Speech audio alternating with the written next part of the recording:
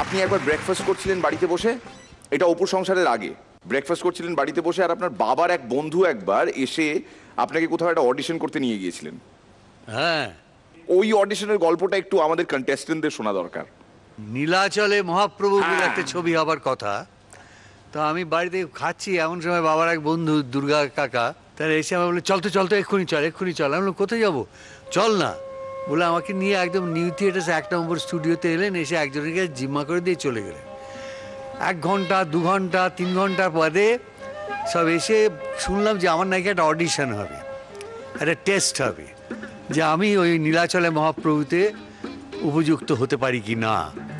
আমার তো মন টন সমস্ত একদম বিদ্রোহ করছে, কিন্তু বাবার বন্ধু কিছু বলতেও পারছি না।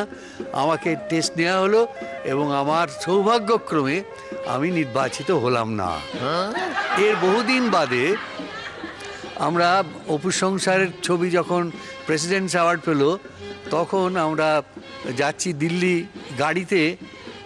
ওই আগের যিনি প্রডিউসার তিনি আর একটা অন্য ছবির জন্য তিনিও যাচ্ছেন দিল্লিতে কি একটা প্রাইজ নিতে। তো তিনি বারবার খালি বলছেন সত্যজিৎ রায়কে যে, মানিকবাবু দেখলেন তো, আমরাই কিন্তু ওকে প্রথম আবিষ্কার করেছিলাম। মানিকদা কিচ্ছু বলছে না, আমরাই তো ওকে খুঁজে বার করেছিলাম, আমরা ওর টেস্ট নিয়েছিলাম। দ্বিতীয়বার বলেছে, তৃতীয়বার যখন বলেছে, মানিকবাবু ওর ভীষণ ভারী গলা একটা ধমক দিয়ে বলেন, আপনারা ওকে আবিষ্কার আবার কি করেছিলেন? আপনারা তোকে বহিষ্কার করেছিলেন।